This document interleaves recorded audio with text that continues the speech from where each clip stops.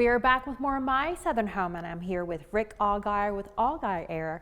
And Rick, I'm so happy to have you here today because, you know, we always talk about the pretties, but we don't talk about the mechanicals in a home, and it's so important. And today we're going to talk about checkups because it's not something that people think about, but it's something that they really should. Yeah, people, if your system's running, it's cooling, and it's heating, everybody thinks it's working great. The problem is it may not be working great because the system's not going to fail when it's 70 degrees outside, right? It's going to heat and cool your house just fine. It's when you get into the extreme temperatures like 90 plus or below 32 degrees that you start realizing problems that you would not see otherwise. And if you don't have your system looked at and checked, small little problems can become catastrophic problems.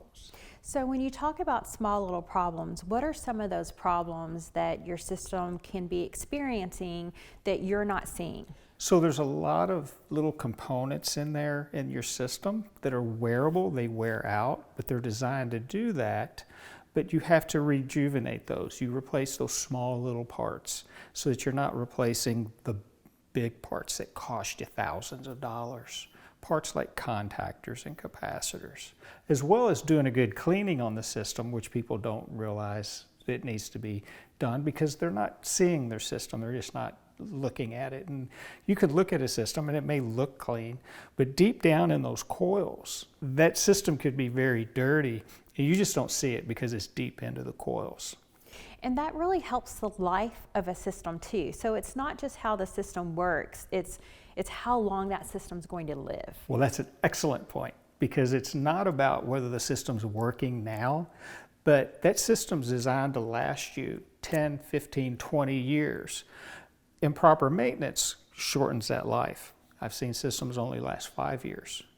You know, it's kind of like a car, right? If you get proper oil changes, if you take care of the tires, that car is going to last you 10, 15, 20 years, depending on how much you drive it. So, you know, just like the mechanicals in the car you got to take care of, you got to take care of the mechanicals in your home. That's exactly right. If you don't change the oil in your car will run. Your car's just running, you're driving, and it's just fine. One day, it's gone. It's going to quit. And I had a personal catastrophe in my house. I've had lots of water damage in my home. For some reason, water just loves me. But the first thing that ever happened was with my HVAC system. So there was a backup in some of those pipes because it was a remodel of a home, and I didn't get regular maintenance checks at the time and had to replace my floor and everything. Oh Lord. So there's a lot of contaminants in the air, and in the summertime those are going to condense with the moisture on their coil, and that's going to drain out the condensate drain. Well, that condensate drain is going to slowly build up with those contaminants because they're solids, and it could eventually cause a clog. That's one of the things that we check for on every tune-up that we do. So when you talk about tune-ups, when should you get them? Tune-ups are done pre-season heating and pre-season for cooling. So sometime around March, April for the cooling season, and October, November in the heating season.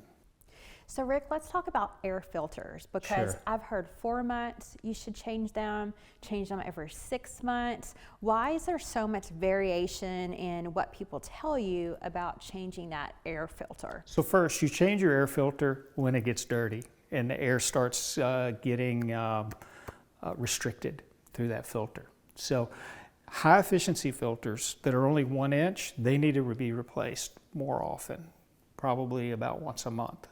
Now we also have high efficiency filters that are very wide pleated filters, about 4 or 5 inches. Those can go every 6 months, but it also depends on your house, how well your duct system is sealed, how much dust you're pulling in. Do you have ductwork in the attic? Ductwork in the attic, if it's not sealed well, and a lot of systems aren't sealed 100%, it can pull in contaminants from the attic. In a house like that's going to need an air filter change more often. If you find that you have to change your filter like every month, you probably got some issues with dust getting into the duct system that you don't need. Otherwise, once a month for a 1 inch filter, every 2 months maybe, and for a large pleated filter, about every 6 months. You know, it's so interesting how your home gives you clues in many different ways that it needs help. And unless you know what those things are, those symptoms are, you know, it really makes a difference. Well, some of the telltale signs. How often are you having to dust? Are you wiping dust off of your dresser or your TV entertainment center, and then in the morning and by the evening you've got dust back again?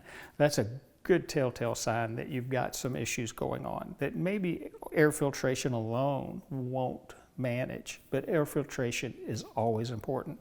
And another point to that is always run your fan in the on position so the fan's continually running, because if the system's not running, it's not filtering the air. Well, thank you so much, Rick. I really appreciate it. Well, thank you. We'll be back with more of My Southern Home in just a moment.